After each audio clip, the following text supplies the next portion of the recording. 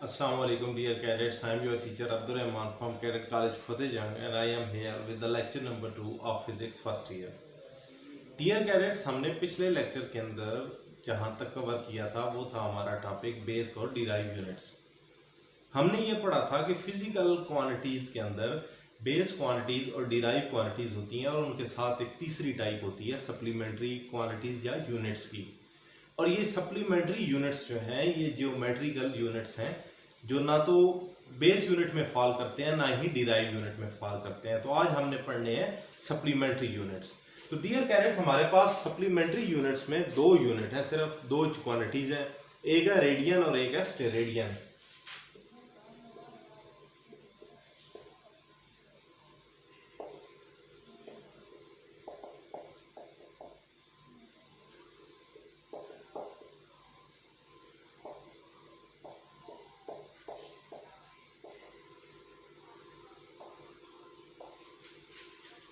तो dear cadets, जैसे मैंने अभी आपको बताया कि हमारे पास सप्लीमेंट्री यूनिट में सिर्फ दो चीजें हैं, एक है रेडियन और एक है स्टेरेडियन। तो अब हम स्टडी करते हैं कि रेडियन क्या होता है। The radian is the plane angle. Plane angle का मतलब होता है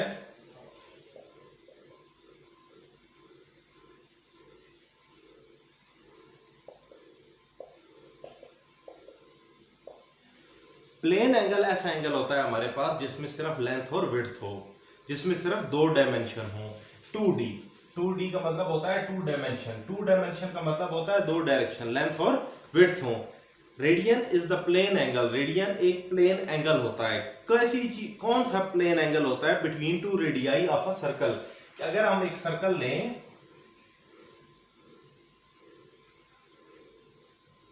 उस सर्कल के दो रेडियाई, रेडियाई रेडियस की जमा होती है, रेडियस एक, रेडियस रेडियाई दो हो, तो ये एक ऐसा प्लेन एंगल होता है जो दो रेडियाई के दरमियान में होता है, एक ये और एक ये। फिर ये क्या करता है?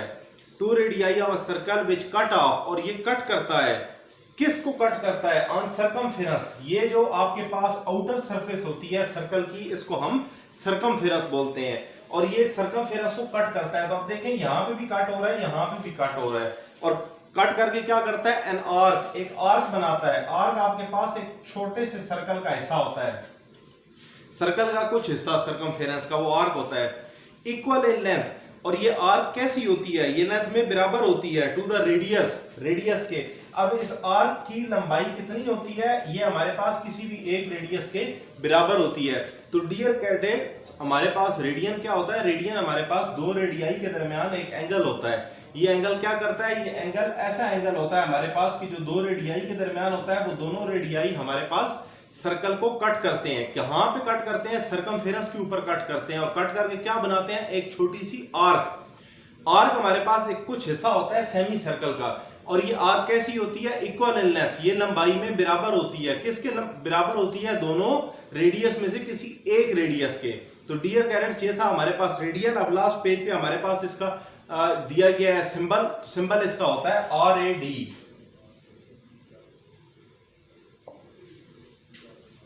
अब हम पढ़ते हैं steradian. Dear cadets, next quantity हमने स्टडी करनी है वो है स्टेरेडियन। स्टेरेडियन हम देखते हैं, steradian is a solid angle. अब यहाँ पे सॉलिड एंगल का क्या मतलब है? पहले वर्ड था प्लेन, अब हम पढ़ रहे हैं सॉलिड। सॉलिड का मतलब होता है थ्री डायमेंशन। डायमेंशन का मतलब होता है डायरेक्शन, लेंथ, विड्थ, हाइट या डेप्थ। तो ये आपके पास एक सॉलिड एंगल वो एंगल होता है जिसमें तीनों डायमेंशन आपके पास होती हैं, तीनों डायरेक्शन, लेंथ, विड्थ और height. The steradian is a solid angle, three dimensional angle. तो थ्री डायमेंशन में ये तीन चीजें आ जाती हैं। सबटेंडेड, सबटेंड का मतलब होता है ये निकलता है। कहां से निकलता है? At the centre of a sphere. अब पिछला जो एंगल था वो एक सर्कल का एंगल था, सर्कल टू डायमेंशन होता है, लेंथ और विड्थ। स्फीयर आपके पास अंदर से भरी हुई चीज होती है, गोल, और ये उसके सेंटर से निकलता है, सेंटर से आउटवर्ड बाहर आता है, और बाहर आके क्या करता है? By an area of its surface equal to the square of radius. अब यहाँ पे ये आपके पास एक त्रिकोण की शक्ल में बाहर आता है और इसका जो सरफेस एरिया है वो दोनों रेडियस के स्क्वायर के बराबर होता है। ये रेडियस भी लें, ये रेडियस भी लें, दोनों रेडियस के स्क्वायर के बराबर होता है। तो ये आप ये समझ लें कि जैसे आप त्रिकोण आपके पास होती है जिसमें आपके पास उसकी लेंथ भी होगी, उसकी विड्थ भी होगी और उसकी डेप्थ भी होगी, तो इसके अंदर तीनों आपके पास एंगल आ जाते हैं। तो स्टेरेडियन एक ऐसा सॉलिड एंगल होता है जिसका सरफेस ये निकलता है सर्कल के सेंटर से, त्रिकोण की शक्ल में बाहर आता है, और इसका एरिया कितना होता है, इसका सरफेस एरिया 2 रेडियस के स्क्वायर के या रेडियस के स्क्वायर के बराबर होता है। तो ये हमारे पास डियर कैडेट 2 यूनिट थे और इसका जो सिंबल है वो होता है SR स्टेरेडियन का। तो ये आपके पास 2 यूनिट थे जो ज्योमेट्रिकल थे, दोनों जो है आपके पास एंगल से रिलेटेड हैं।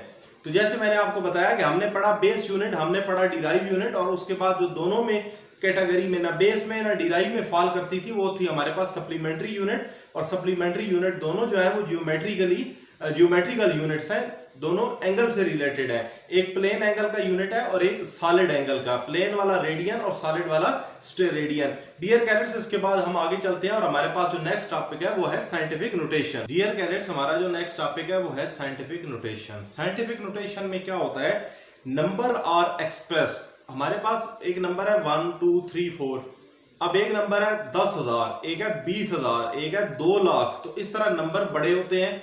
द नंबर आर एक्सप्रेस्ड, जब नंबर को लिखा जाए in standard form, standard form में, स्टैंडर्ड फॉर्म क्या होती है, जब हम किसी भी चीज को 10 की पावर में, 10 की पावर में लिखते हैं तो हमारे पास स्टैंडर्ड फॉर्म होती है। बजाय 10,000 लिखने के या 1,000 लिखने के हम 10 की पावर 3 लिख देते हैं, 10,000 को 10 की पावर 4 लिख देते हैं।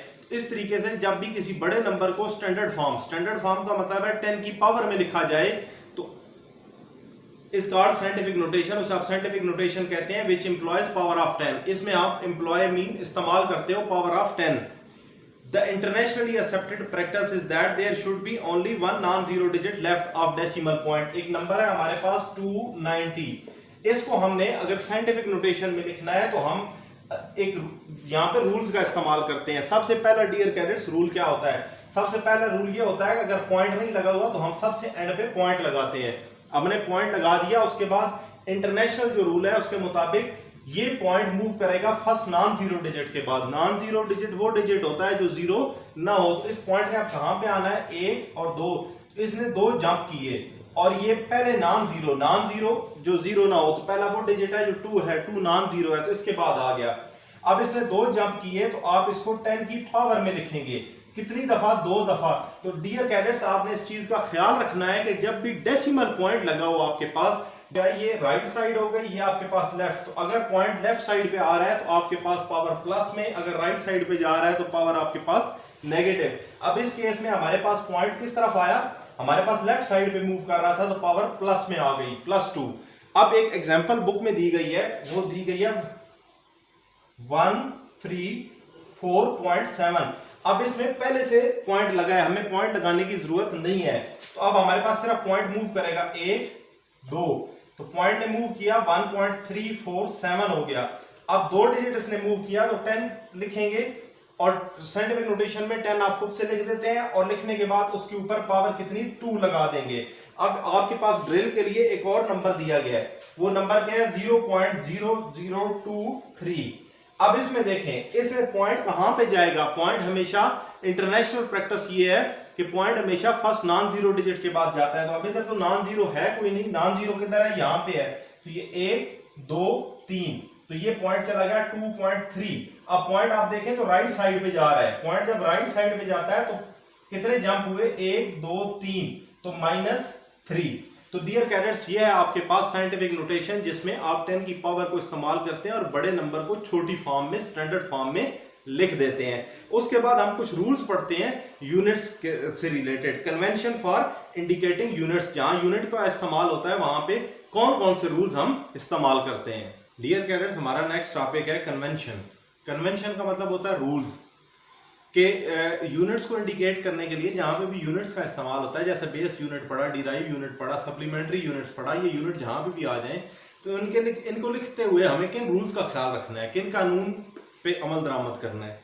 तो डियर कैडेट्स, हमारे पास सबसे पहला जो रूल है, full name of unit does not begin with the capital letter even if named after a scientist.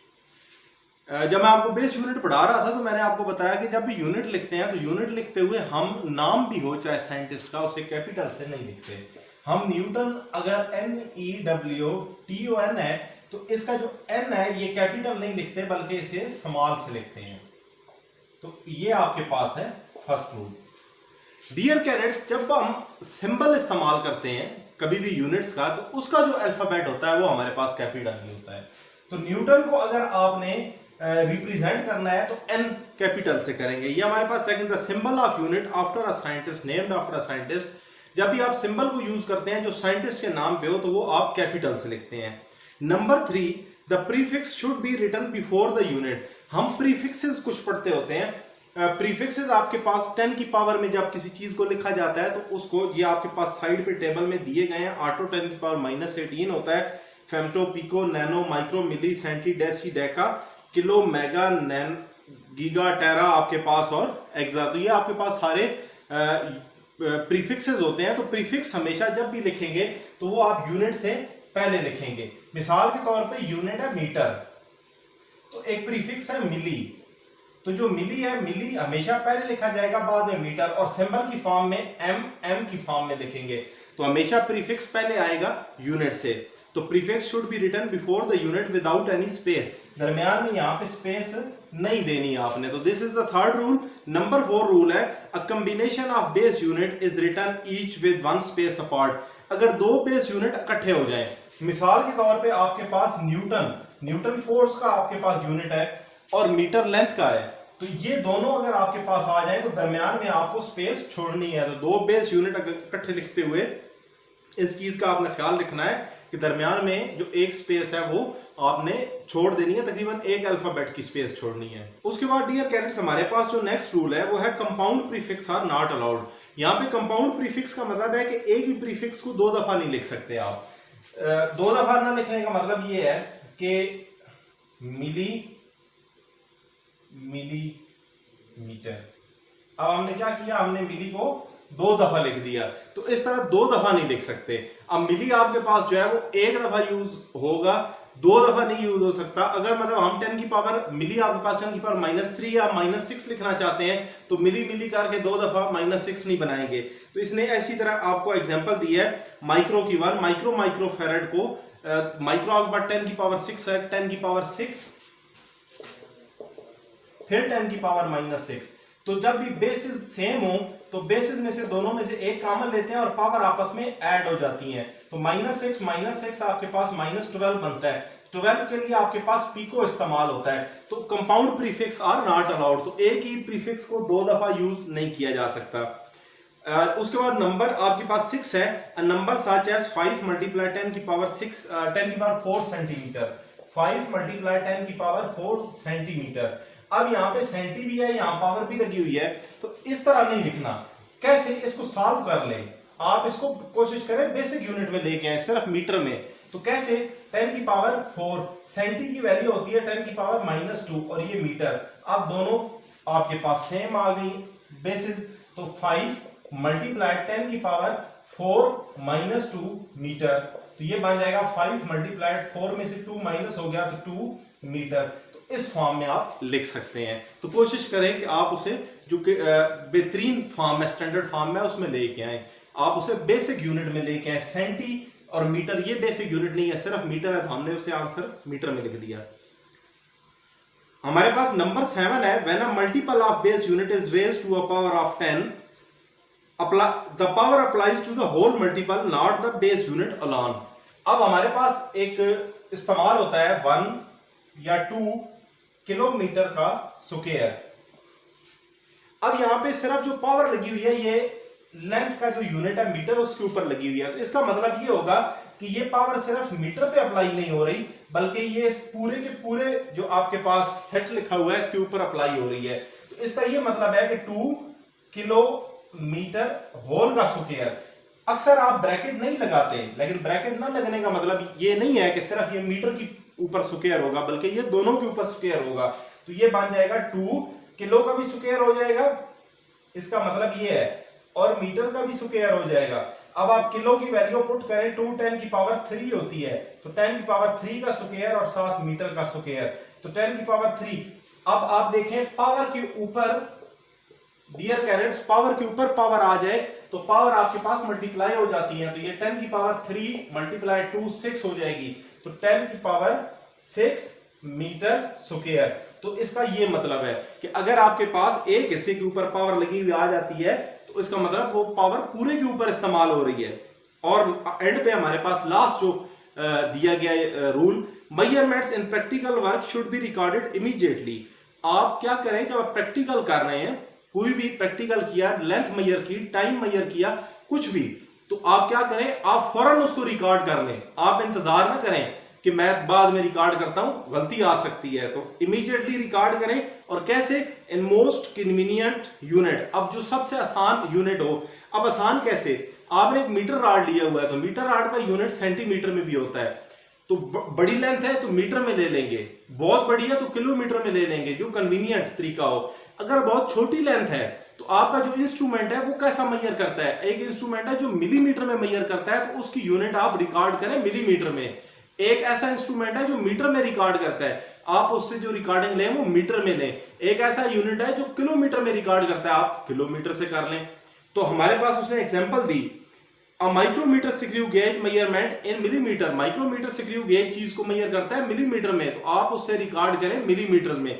और उसके साथ साथ, और कैलोरीमीटर किसी चीज को भी मेजर करता है ग्राम्स में, तो उससे आप ग्राम में मेजर करें, ना कि केजी में, किलोग्राम में मेजर करें।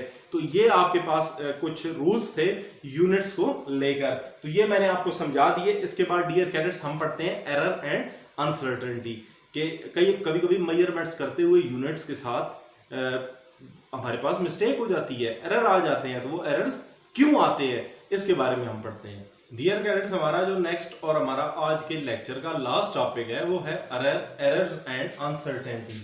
एरर कहते हैं किसी भी गलती को, अनसर्टेनिटीज मीन कि जिसके बारे में बंदा श्योर ना हो, कंप्लीटली यकीन ना हो किसी चीज पे कि ये कैसे है। तो मेजरमेंट्स में कभी कभी ऐसे हालात पैदा हो जाते हैं कि आप कंप्लीटली श्योर नहीं होते। दो दोस्तों ने एक चीज मेजर की, एक ने कहा 2.44 मिलीमीटर है, एक ने कह दिया 2.43 है, एक कहेगा मैं भी ठीक हूं, दूसरा कहेगा मैं भी ठीक हूं। तो ये अनसर्टेनिटीज का ये मतलब होता है गैर यकीनी सूरत हाल का पैदा होना। तो एरर्स क्यों आया करते हैं, वाई, एरर की रीजंस क्या है, तो हम पढ़ते हैं। हमारे पास अगर बुक में देखें आप, पेज नंबर 6 है, तो इस पे कुछ पॉइंट्स बना दिए गए। तो नंबर 1 पॉइंट देखें, नेग्लिजेंस और इनएक्सपीरियंस ऑफ अ पर्सन। तो नंबर 1 जो है वो ना तजर्बाकारी है, नेग्लिजेंस है, इनएक्सपीरियंस है। नेग्लिजेंस कहते हैं आपके पास जो तवज्जो ना होना,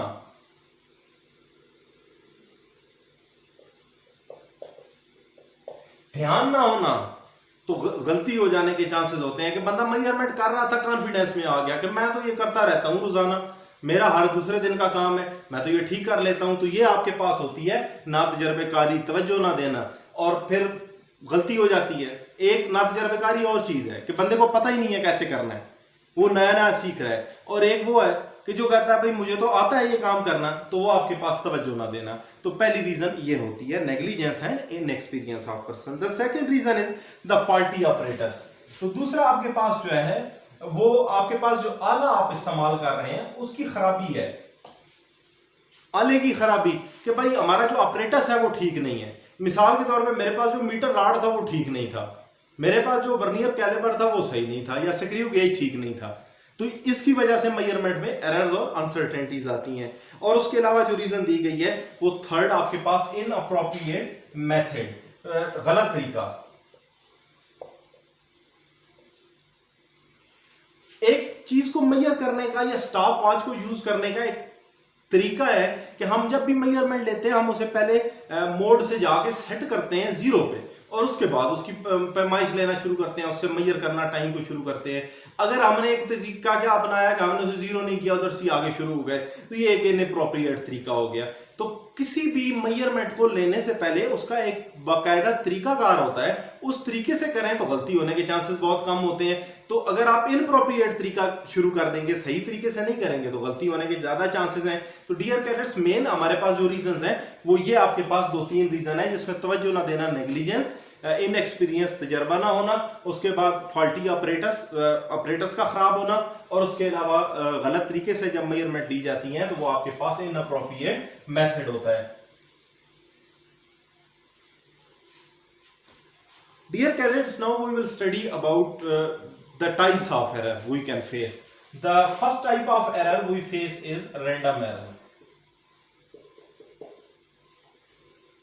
And the second type of error we face is systematic error.